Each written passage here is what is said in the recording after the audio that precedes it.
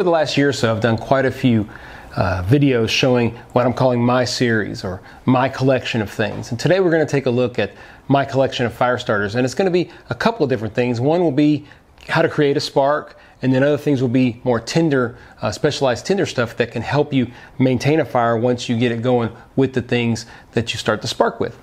So there's several ways to make a fire, and in general we're not going to talk about that today, but we're going to talk about how we can get a spark for a fire. So the first and easiest way is with a direct flame. We're talking about a lighter or matches.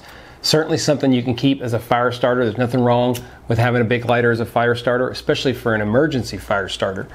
To get a little bit more complicated, you could go to like a Fresnel lens, some kind of a lens that you can use a solar fire. So you use a lens to magnify the sun's rays to a very small area. I have a video on pretty much all these types of fire starting, so I'll link them down below. But you can start a solar fire. Another interesting video I have is on a fire piston.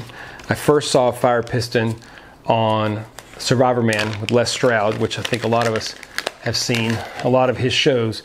This is a fire piston, okay? Basically, this one's just made out of wood. It's got a piece of metal in there, and then it's got the actual piston itself with a little O-ring, and basically that O-ring stops the pressure. So you can create a tremendous amount of pressure at the bottom, and you end up with a coal. Now, one of the negatives, this is a first generation fire piston, so you can't actually store it like this because you can't put them together. The second generation fire pistons have a little valve at the end that you can release the pressure and store it that way. But this is a fire piston. So a more traditional way of making fire is with flint and steel. I have several flint and steel kits. This is the original one I had. You can see that Louisiana has just a little bit of humidity in the air because all my steel gets rusted. I'll rub these things down with some oil or whatever. So I have this steel and flint, and you probably won't see it, but this makes a very good spark. All you need is a little bit of charred cloth, and you can put yourself together a fire. The other interesting thing I have, which I've been wanting for a while and actually got, this is the Essie fire tool. You can see it here. I'll put a link below to what it is. Basically, it's a flint, or it's a steel you can use, but it also has a straight edge so you can scrape a ferro rod with it. And it also has this little divot in the center that you can use as a bearing block to do a friction fire. It's a pretty neat little tool, and again, it's made by Essie, and that's what it looks like. So pretty cool tool. These are just tins that I have that have, this one has charred cloth and some fat wood in it, which we'll talk about. But these are just kind of accessories, again, some fat wood and a lighter. These are more accessories to these other types of fire starters. Now, the main source of ignition you're going to get in most bushcraft scenarios that I've seen, or most people, the easiest way is with a ferro rod. Now you can see I've got a tons of different ferro rods here, and let me move y'all in, take a better look at these. So there's a lot of different types and quality of ferro rods. These are some really inexpensive ferro rods I bought from Amazon.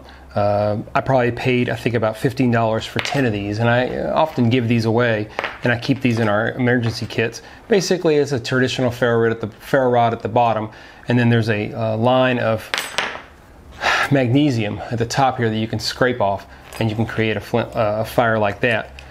There's commercially available ones that are pretty easy to find, such as this one by Ultimate Survival. It's a very good ferro rod. I like it. It's easy to use for beginners. It's got a really big, easy to use striker, and I really enjoy it quite a bit. This is, I think, the first ferro rod that I ever owned actually was this one, or it might have been the Bear Grylls one. And then you can step up to more, I guess, specialized ones, or ones here on the internet. This one right here I bought off of eBay, fairly large one. I made this paracord wrap for the bottom, and this is actually an old pair of scissors that I cut just a little end of the scissor off, and it works as a really nice scraper, as you can see.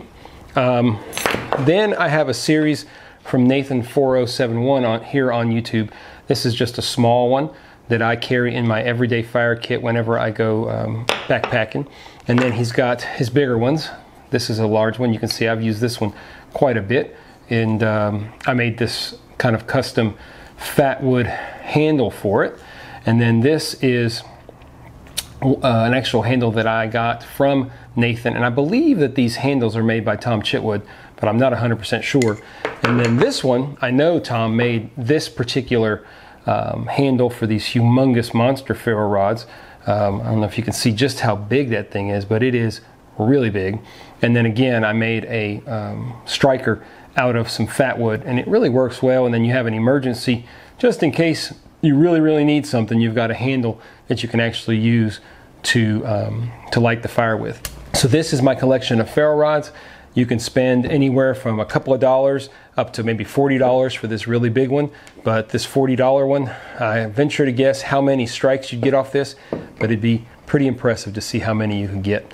So let's talk a little bit about Tinder Options. So when it comes to Tinder Options, there's a lot of different options out there. First of all, you can collect your own stuff, and I really like to do that. All this stuff up here is Louisiana premium fat wood that I've collected myself. This stuff is tremendous. You can scrape this stuff down, create a little pile of shavings, and very easily start a fire with it. You can get small little pieces or bigger pieces like this. Whenever you get your own fat wood, you also process it down, and from doing that, you get what's called Maya dust, which this is basically just dust made out of fat wood. And it works very well, especially in wet conditions.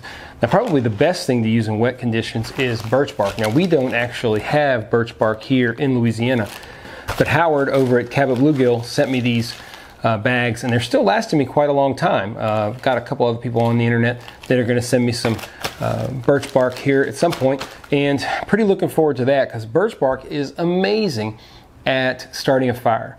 We might take a look at these individually at some point.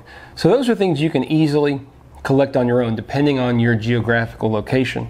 If you can't get out in the woods to get it, or you can't find it in your area, or you want certain things you can't get, like birch bark, you can order it from specialty companies. We have two great specialty companies based on YouTube, and one of them is 4 Direction Bushcraft.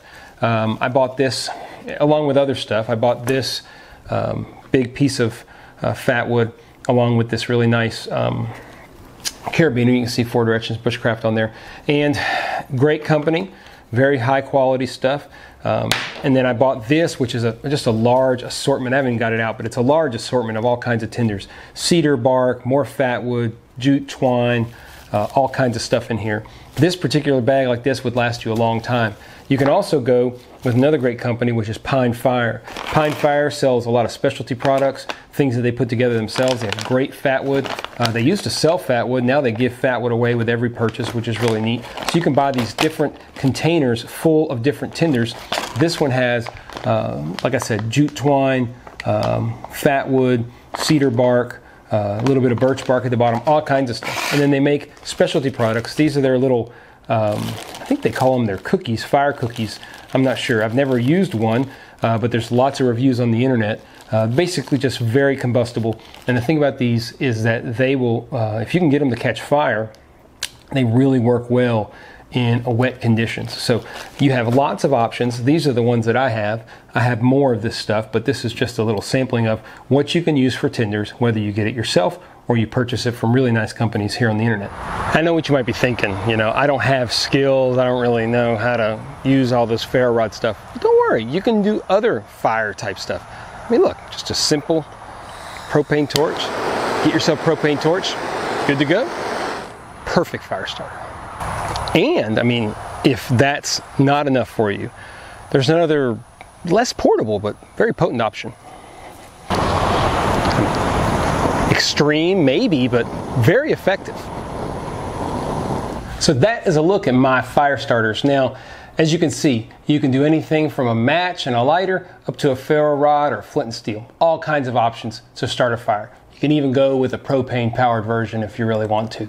There's also lots of options as far as tinders go, whether it be natural tinders that you can collect yourself or purchasing products from really high quality companies here in America and probably abroad too.